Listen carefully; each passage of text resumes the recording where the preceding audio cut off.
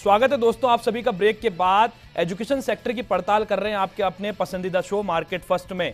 आगे पड़ताल को शुरू करें लेकिन उससे पहले आपको लिए चलते हैं अजमेर। ट्रायम्फ एकेडमी का जिक्र कर रहा था मैं। ट्रायम्फ एकेडमी का हम आपको विजिट कराते हैं कि ट्रायम्फ एकेडमी में किस तरह का माहौल प्रोवाइड कराया जा रहा है स्टूडेंट्स के लिए। सीधे लिए चलते हैं आपको अजमेर।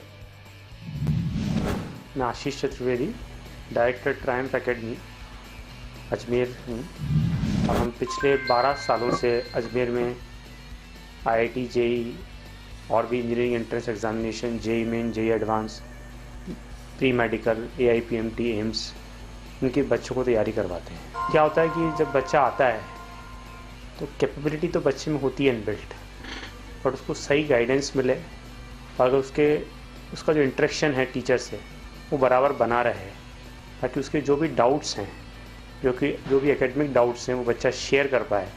तो जो हमारा सबसे बड़ा प्लस पॉइंट है वो ये है कि हमारे यहाँ पे बच्चा फैकल्टी से इंटरेक्ट करने में बिल्कुल भी नहीं झिझकता है, तो इसलिए उसके जितने भी डाउट्स होते हैं वो जल्दी सॉल्व होते हैं। और दूसरा ये कि हमारी स्ट्रेंथ जो है क्लास में वो काफ़ी कम रहती है, ताकि अगर बच्चा किसी भी कारण से सही परफॉर्म नहीं कर रहा है या एब्सेंटिज़म हो रहा है लगातार, तो हम उस पर लगातार नज़र रखते हैं और हम टाइमली पेरेंट्स को इंटीमेट कर देते हैं। तो हम ये चाहते हैं कि भाई देखिए, मेरा ऐसा स्पष्ट मानना है कि शिक्षा बदलाव लाने का सबसे सशक्त माध्यम है। तो अगर बच्चे को सही गाइडेंस मिल जाए तो वो अपने स्तर में, अपने समाज में, अपने परिवार के स्तर में काफ़ी सुधार ला सकता है। तो इसीलिए हम इंग्लिश मीडियम के स्टूडेंट्स को भी और हिंदी मीडियम के उन स्टूडेंट्स को जो कि आर्थिक रूप से पिछड़े हुए हैं, अभी भी मेरे पास संस्थान में से कई विद्यार्थी हैं जिनको हम निःशुल्क पढ़ा रहे हैं। मतलब हम पब्लिसिटी नहीं करते इस बात की, लेकिन हर साल हमारे साथ 10 से 15 विद्यार्थी ऐसे होते हैं जिनको हम पूर्णतः निःशुल्क पढ़ाते हैं, और जो अच्छे बच्चे हैं लेकिन वो शायद आर्थिक रूप से संपन्न नहीं हैं। तो अगर हम ऐसे विद्यार्थियों को जो कि समाज में आर्थिक रूप से पिछड़े हुए हैं लेकिन ब्रेन वाइज काफ़ी शार्प हैं, उनको अगर हम अच्छे संस्थानों में प्रवेश दिला सकते हैं तो ये हमारे लिए बड़ा संतोष का विषय होता है। और निश्चित रूप से उसका स्वयं का भी व्यक्तित्व का विकास होता है और समाज का स्तर भी उठता है। पुष्पेंद्र जी, आप ही का रुख करना चाहूंगा। आपके एकेडमिक संस्थान पर ही बात हो रही है। कॉलेज की क्लास, कोचिंग की क्लास और स्कूल की क्लास। स्कूल की क्लास और कोचिंग की क्लास का डिफरेंस आप बताएंगे। स्कूल और कोचिंग की क्लास में क्या डिफरेंस होता है? लवली जी, यही बेसिक क्वेश्चंस है जो आज सबके सामने हैं कि स्कूल और कोचिंग में क्या अंतर है जब सब कुछ एक ही जैसा है, कोर्स एक ही जैसा है। तो देखिए सर, एग्ज़ाम जो है, चाहे अपन बोर्ड का ले लें, चाहे आईटी का ले लें, चाहे जेई मेंस ले लें जो पहले एआईट्रिपल था, ये एक ही कोर्स के एग्ज़ाम है। एआईपीएमटी वो भी एक ही कोर्स का एग्ज़ाम है, लेकिन लेवल ऑफ एग्ज़ाम तीनों चारों अलग अलग हैं। जब हम स्कूल टीचिंग की बात करते हैं तो स्कूल टीचिंग के लिए जो आपने टीचर्स रखे हैं वो इस एग्ज़ाम्स के लिए इतने प्रोफेशनल नहीं हैं जो आपको उस पाथ पर ले जा पाएँ। तो ये हमारा रोल है, ये हमारा पार्ट है कि हम इसको बच्चे को उस तरीके की गाइडेंस दें। ये बिल्कुल उसी तरह से ना, आप सबसे सब कुछ डिमांड नहीं कर सकते। आप स्कूल टीचर से ये डिमांड नहीं कर सकते कि आपने बच्चे को जो पढ़ाया है उसकी वजह से उससे आईटी का पेपर क्यों नहीं हो रहा है, भले कोर्स वही है। तो ये डिमांड आपकी गलत होगी, ठीक है। आपको उस लेवल तक पढ़ाया ही नहीं जाएगा जब आप स्कूल के लिए पढ़ रहे हो तो। लेकिन जब हमारी बात आती है, जब हम लोग बच्चे को पढ़ाते हैं, तो हम उन सारी छोटी छोटी चीज़ों पर बच्चों का ध्यान लेकर जाते हैं जिनको उन्होंने स्कूल में देखा तक नहीं होता है, स्कूल में समझा तक नहीं होता है, केवल याद करके काम चल जाता है वहाँ पर। स्कूल एजुकेशन में भी थोड़ी सी खामियां हैं, इस वजह से भी ऐसा होता है। लेकिन ये जो एग्ज़ाम है, ये एग्ज़ाम केवल बुकिश नॉलेज से नहीं हो पाता है। आपको हमेशा क्वेश्चन की हर छोटी छोटी चीज़ को समझना होता है, हम उसी पर ध्यान देते हैं। प्लस जो हमारा बेस्ट पार्ट है वो ये है कि हम लोग स्टूडेंट के लिए कभी भी अवेलेबल रहेंगे कि भाई अगर बच्चे को डाउट है, छोटी सी क्लास है, उसके अंदर पूछे, अगर उसमें भी हिचकता है तो हमारी अवेलेबिलिटी हमेशा रहती है कि हम उसको क्लास के बाहर भी इन सब चीज़ों को बताएं। तो ये एक बेसिक फ़र्क है स्कूल में और इसमें।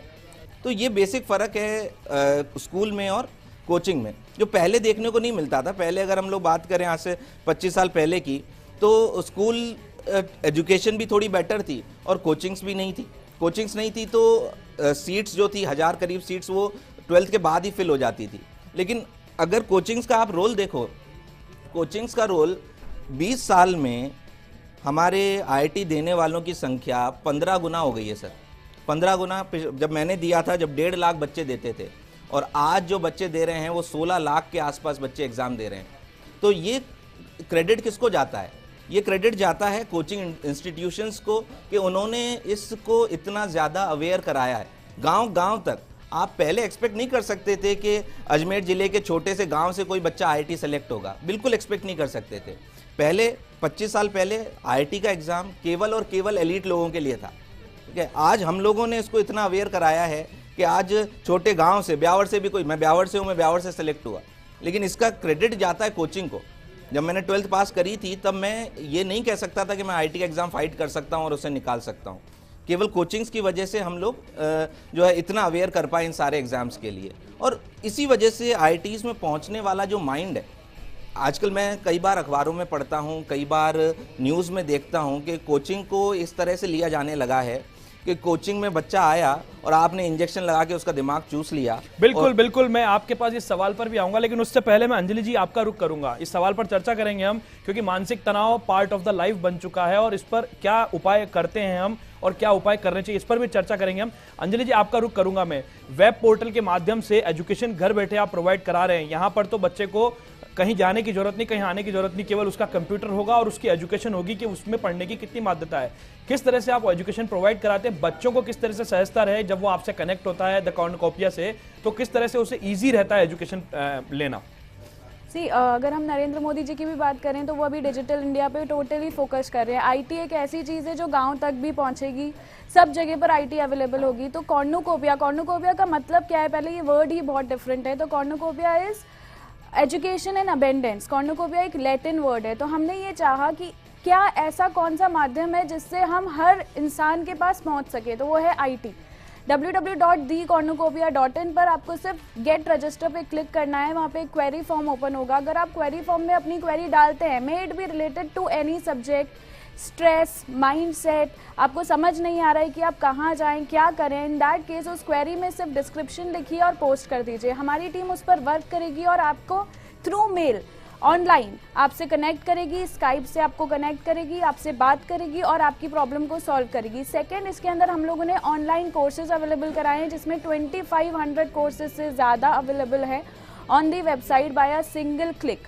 हैंस कॉर्नुकोपिया एक सोशल प्लेटफॉर्म है जिसके थ्रू हम एजुकेशन विद अवेयरनेस फैलाना चाह रहे हैं through a portal called as IT information technology.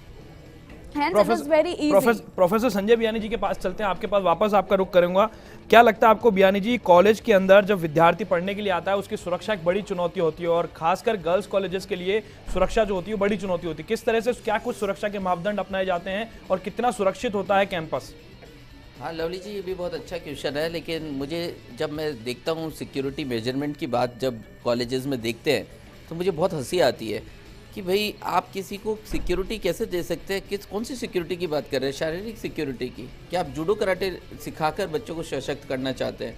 मुझे लगता है जब तक उनको राइट एजुकेशन नहीं मिलेगी, जब तक उनको मेंटल स्ट्रेंथ नहीं मिलेगी, जब तक उनको प्रॉपर काउंसलिंग नहीं मिलेगी, मुझे लगता है भय बाहर नहीं भय अंदर है। जब तक उनको प्रॉपर ट्रेनिंग और प्रॉपर काउंसलिंग नहीं देंगे और अच्छे ट्रेनर नहीं मिलेंगे, उन्हें अच्छे चाणक्य नहीं मिलेंगे, तब तक बच्चे को आप किसी तरह से सेफ नहीं रख सकते। किसी को कितना बांध के रखा जा सकता है, किनको कितना आप डरा कर रख सकते हो। मुझे लगता है बच्चा जब हमारे पास आता है तो वो 15 से 20 साल की उम्र में होता है। उस समय उसको सेल्फ एस्टीम बढ़ाने की ज़रूरत होती है। उस समय उन्हें सही और गलत का फैसला लेना सिखाने की ज़रूरत होती है। उस समय एक अच्छे काउंसलर की बहुत बड़ी ज़रूरत है, जो आज हर हॉस्पिटल और हर कॉलेज और हर कोचिंग इंस्टीट्यूशन में मिसिंग है। मुझे लगता है काउंसलिंग ही एक ऐसा रास्ता है जिससे हम अपने हॉस्पिटल में मरीजों की संख्या कम कर सकते हैं, स्कूल और कॉलेज में फेलियर बच्चों की संख्या कम कर सकते हैं, और कोचिंग इंस्टीट्यूशन में हम लोग जो पीछे रहने वाले बच्चे हैं उनकी संख्या को कम कर सकते हैं। मुझे लगता है अच्छे काउंसलर और अच्छे ट्रेनर और अच्छे साइकोलॉजिकल काउंसलर की बहुत बड़ी ज़रूरत है इस सोसाइटी को। हमारे यहाँ जो सिक्योरिटी पर जो विशेष ध्यान दिया जाता है, हमें लगता है सबसे पहले तो मेंटली इंडिपेंडेंस होना चाहिए। मॉर्निंग हमारा असेंबली स्टार्ट होता है विथ ए पावरफुल मैनेजमेंट फंडा एंड थॉट्स। इसी दौरान मेडिटेशन भी होता है, और वो सब सुरक्षा की जो तमाम इंतजाम जिनके बारे में एक आम आदमी समझता है, चाहे वो थंब इम्प्रेशन मशीन हो, चाहे वो proper time to time internal examination, test scheme,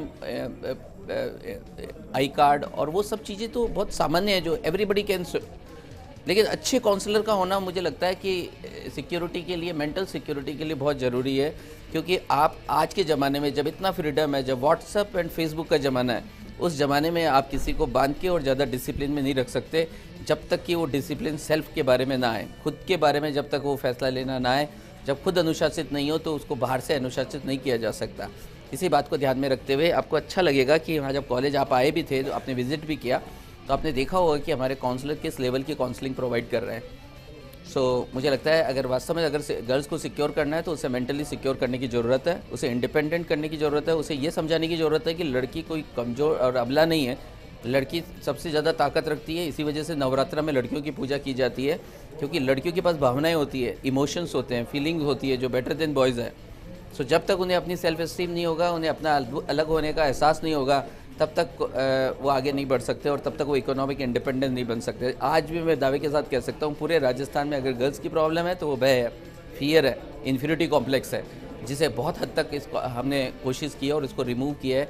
जो कोई भी पेरेंट्स आकर उसे अपने इंस्टीट्यूशन में फील कर सकता है कि किस तरह का इन्वायरमेंट है। जब तक आंखों से ना देखी जाए बातों पे विश्वास होता नहीं। हम रिक्वेस्ट करेंगे आपके माध्यम से कि पेरेंट्स और स्टूडेंट्स आए और उसे फील करें, जिन्हें करियर बनाना है, जिन्हें अपने युवावस्था को पूरी तरह से एक्सप्लोर करना है, जो चाहते हैं यहाँ पे चंद्रगुप्त की तरह वो जाए और पूरे लीडरशिप का एहसास कराए पूरी सोसाइटी को, तो उनके लिए मुझे लगता है कि बीएनए ग्रुप ऑफ कॉलेजेस एक सही प्लेटफॉर्म है जो विद्याधर नगर जयपुर के प्राइम लोकेशन पर स्थित है। और कोई अगर वहाँ ना आ पाए तो एक एजुकेशनल वेब पोर्टल के थ्रू भी हम online free registration, no registration is required, everybody can see, everybody can feel the power of our teachers जो सब्जेक्टिव नॉलेज रखते हैं, उनके बारे में भी पूरी जानकारी वो वहाँ से ऑनलाइन सिर्फ gurukpo.com क्लिक करके ले सकते हैं। बिल्कुल बिल्कुल। पुष्पेंद्र जी, आपका रुख मैं करना चाहूंगा। मानसिक तनाव की हम बात कर रहे थे, मानसिक तनाव पार्ट ऑफ द लाइफ हो चुका है, तो कोचिंग के अंदर जो बच्चा आता है उसे मानसिक तनाव ना हो, इसके लिए उसे किस तरह की फैसिलिटीज आप प्रोवाइड करते हैं, कैसा माहौल आप उसे देने की कोशिश करते हैं कि वो मानसिक तनाव जैसी जो चीज़ है उससे दूर रहे और कोचिंग की ओर भी ध्यान दे और अपने आप को डेवलपमेंट की ओर भी ध्यान दे?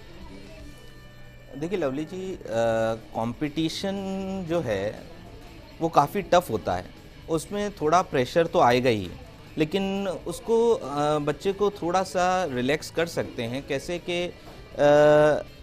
उससे रेगुलरली टच में रहा जाए।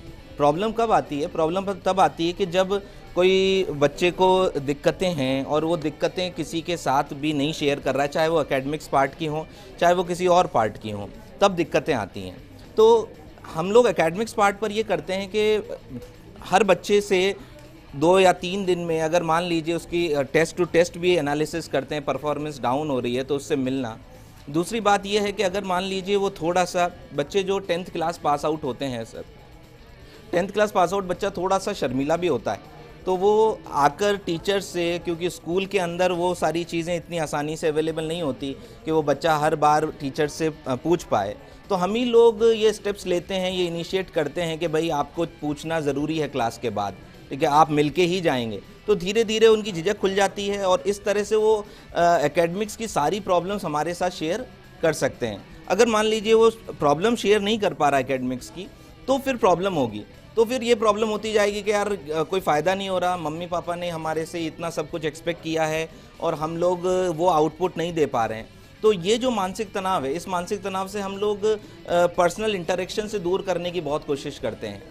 दूसरा ये है कि मेरा पर्सनली जो मैं सोचता हूँ वो ये कि भाई आप कोचिंग कर रहे हो, बाहर भी जाते हैं, मैं ये कोशिश करता हूँ कि बच्चा अपने घर पे रह के अगर कोचिंग करे तो वो सबसे ज़्यादा है पेरेंट्स की नज़र में हमेशा बना रहेगा, ठीक है। तो वो एक बहुत ज़रूरी पार्ट है कि भाई घर पे रह के वो सारी पढ़ाई करे। बिल्कुल, आप तीनों मेहमानों के पास वापस लौटेंगे, लेकिन उससे पहले दोस्तों वक्त तो चला एक छोटे से ब्रेक का। ब्रेक के बाद वापस लौटेंगे और पड़ताल को जारी रखेंगे कि आखिर एजुकेशन सेक्टर की पड़ताल में कौन कितना आगे है। फिलहाल एक छोटा सा ब्रेक।